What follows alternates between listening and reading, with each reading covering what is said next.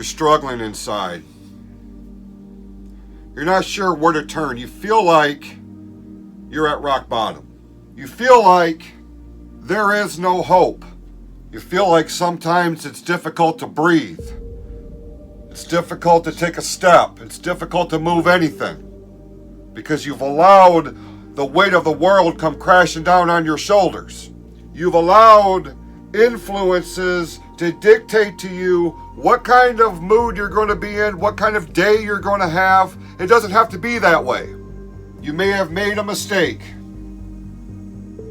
You may have hurt some people along the way. It happens. Because at the end of the day, we're all human. At the end of the day, we are going to make mistakes. We are going to stumble. We are going to fall. It's not about how many times you get knocked down. It's about how many times you get back up. It would be real easy to sit there and allow other people to dictate who and what we're going to be. Because a lot of times we think it's easier that way. There's less conflict that way. But it's not the right way.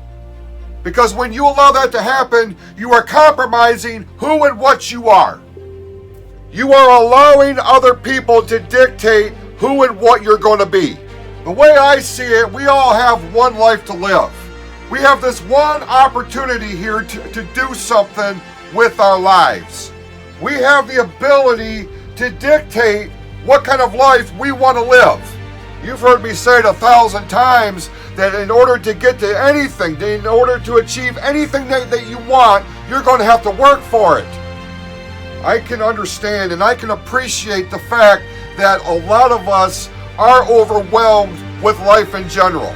I understand and I appreciate the fact that a lot of us have 1,000 things going on. We sit here and we want an ideal life. We sit here and we say what we wish we could change, what we wish we could do.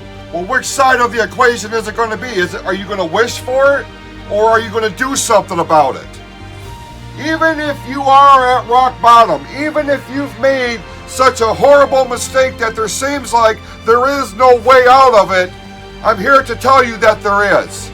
Just because we make mistakes doesn't mean we can't learn from them. Because as long as you learn something from it that you can apply going forward, it no longer is labeled a mistake. It now becomes a learning lesson.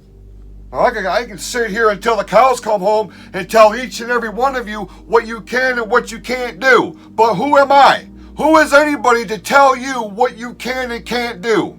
Because if you want it bad enough, you will fight hard enough for it.